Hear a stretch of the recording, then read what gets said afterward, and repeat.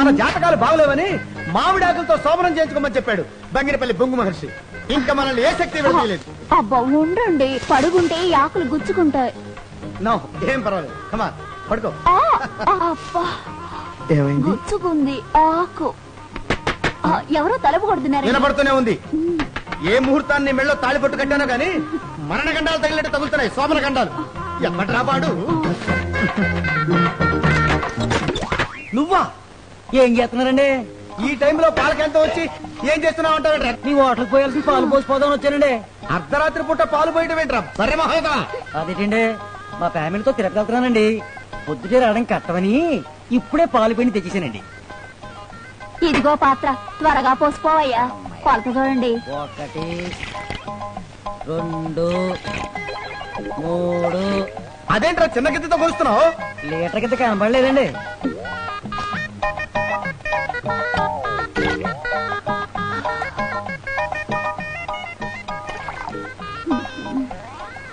ఎన్ని గిద్దలు పోసానండి? నన్ను అడుగుతావేంట్రా? నన్ను ఎవరో లెక్క పెట్టమని చెప్తావు నువ్వు? వాళ్ళు ఎవరండి? మీరు లెక్క పెడతారని సగంలో నేను మానేశానండి. ఏంట్రా మళ్ళీ మొదటి నుంచి లెక్క పెడతావా? నీ బెండం బాగుంటుందా? 1 నీకెవెన్నెందుకు? నీ పెళ్ళాం బాగుంటుందా? నీ పెళ్ళాం కాళ్ళు కళ్ళు ఒంటి మీద సుళ్ళు ఇవన్నీ వివరంగా కావాలి నీకు ఇప్పుడు.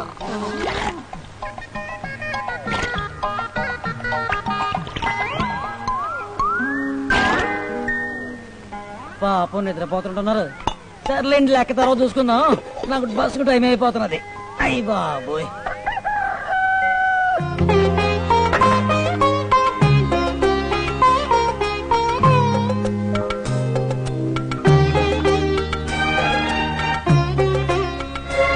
నాకు పంచదార అక్కర్లేదు, అలాగే తాగిస్తాను.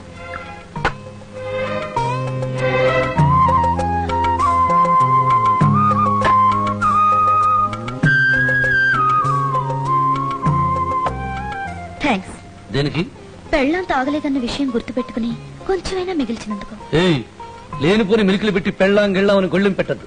తల్లి చెల్లి ఏ గల్లీలోని గల్లీలో తల్లి చెల్లి లేకపోయినా ఇంట్లో పెళ్ళ ఉందిగా. నీకేమయ్యా?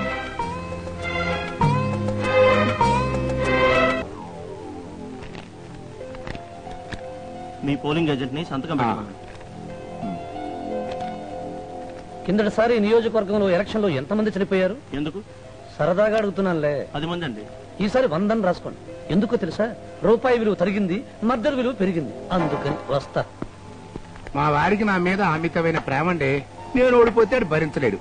అందుకని నేను గెలవడానికి చేతనైనంత సాయం చేయమని ఉద్దేశం.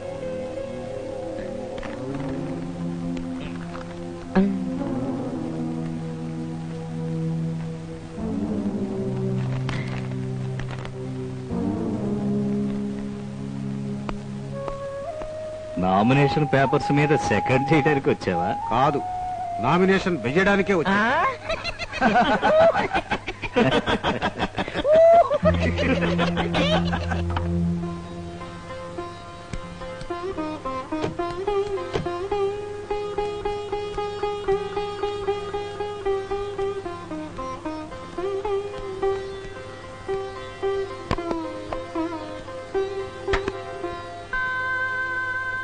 ఇవన్నీ కొనడానికి డబ్బేది?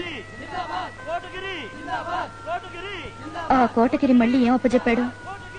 మానభంగం చేయమన్నాడా, మర్డర్ చేయమన్నాడా? చూడు, నేను నీ నుండి డబ్బు కావాలని కోరుకోలేదు. నీ భార్యగా నీ మనసులో స్థానం కోరుకున్నాను. భర్తగా నీ నుండి ఆదరణ కోరుకున్నాను.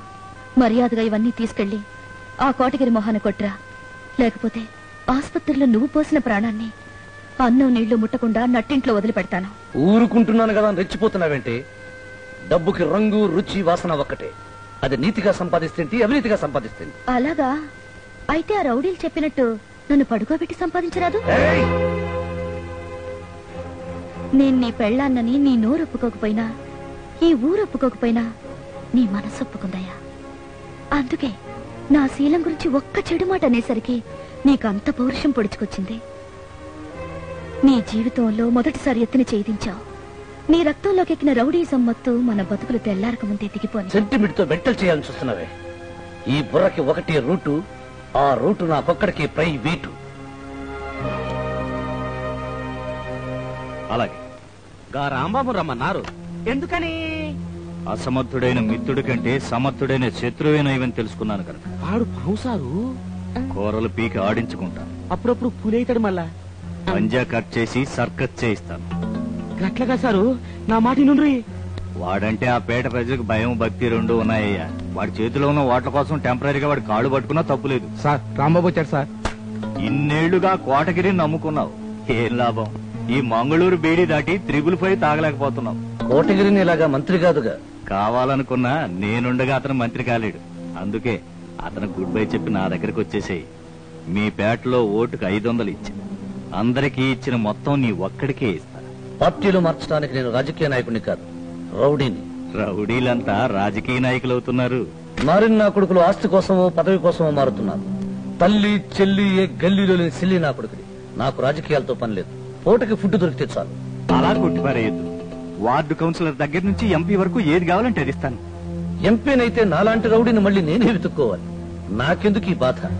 కాని ఒరే గెరటయ్యా, వెళ్లే ముందు నీకు చిన్న లెక్చర్ ఇచ్చి వెళ్ళకపోతే నాకు ఈ పూట తిండరగదు. ఎందుకని? 7 కోట్ల ఆంధ్రుల్ని ఆదుకోవలసిన మంత్రి గారి అంతరాత్మ విశ్వరూపం చూశాను కనుక. గాంధీ గారి దేశంలో గజానికి ఒక రౌడీ పుడుతున్నాడు కనుక. నెహ్రూ గారి దేశంలో అడుక్కొక అన్యాయం జరుగుతుంది కనుక.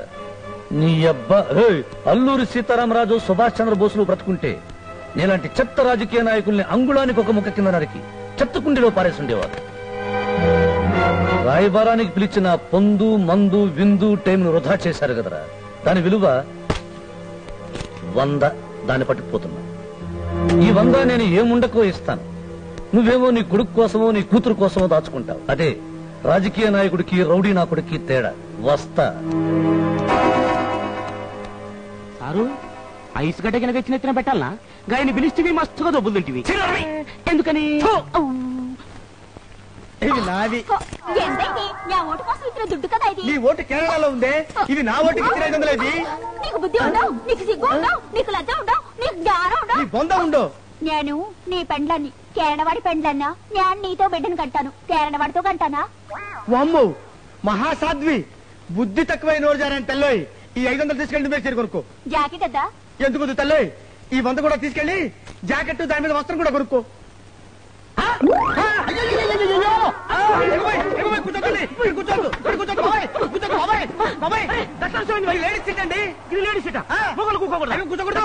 అంటే మళ్ళా గట్లయితే ఓగప్పుడు ఇందిరాగాంధమ్మ సీట్ల మురాజు దేశాయ్ ఎట్లా కూర్చున్నాడు?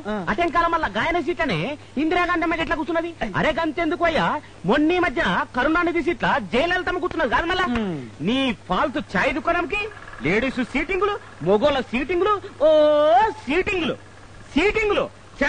అయ్యో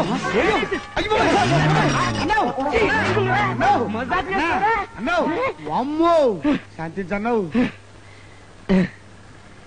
మన బస్తీ మొత్తంలా ఎక్కువ ఓట్లు ఎవరికి వస్తాయి? ఇంకెవరికి వస్తాయండి? ఆ మినిస్టర్ గారు వచ్చి డబ్బు ఇచ్చారు కదండి, ఆయనకే వస్తాయి. అది సరిగానండి. వేడి వేడి వేడి వేడిగా ఏం కావాలో చెప్పండి. గదొద్దు కానీ సలసల్లంగా జిల్లుజిల్లుగా జబర్దస్త్ కూల్ డ్రింక్ ఒకటి తెచ్చుకోపోయి. అలాగే. ఇగో ఇగో ఇగో మాట. పాల కుట్టి ఎక్కడికి పోయింది? పళ్ళకుట్టే పళ్ళకుట్టి కావాలి నీకు? చంపేస్తాను. హలో, ఏంటి ఫేస్ అలా పెట్టావు? ఏం లేదురా, మనం ఓడిపోయేటట్టుగా ఉన్నాం. వీరబ్రహ్మేంద్ర స్వామి చెప్పాడా? ఆ మంత్రిగాడు ఓటు 500 చొప్పున కొనేస్తున్నాడు. కొనుక్కొని రేపు బూతుల్లో ఓట్లేసేది పబ్లిక్ కాదు, మనం మన రౌడీలు. ఆడు అధికార పార్టీ మనిషి. ఆ ఛాన్స్ మనకెందుకు ఇస్తాడు? పోలీసులు కాపలా పెట్టుకుని ఆడే రిగ్గింగ్ చేసుకుంటాడు. పోలీసులకు రౌడీలు భయపడడం ఏంటి? అదే నిజమైతే అల్లరి చేసేవాళ్ళు అసెంబ్లీ దాకా ఎలా వెళ్ళగలుగుతున్నారు? మనం ఓడిపోతే ఆ మంత్రి మన మీద కక్ష తీర్చుకుంటాడయ్యా. ఇప్పుడు ఒక్కటే మార్గం, జరగబోయే ఎన్నికలు ఆపేయాలి. నేను మొట్టమొదట చెప్పాను కదా వాడిని లేపేస్తానని. హలో, ఆ మాత్రం తెలివితేటలు నాకు లేకనే. ఆడు పదవిలో ఉన్నోడ్రా, ప్రస్తుతం అన్ని ఏమీ చేయలేం.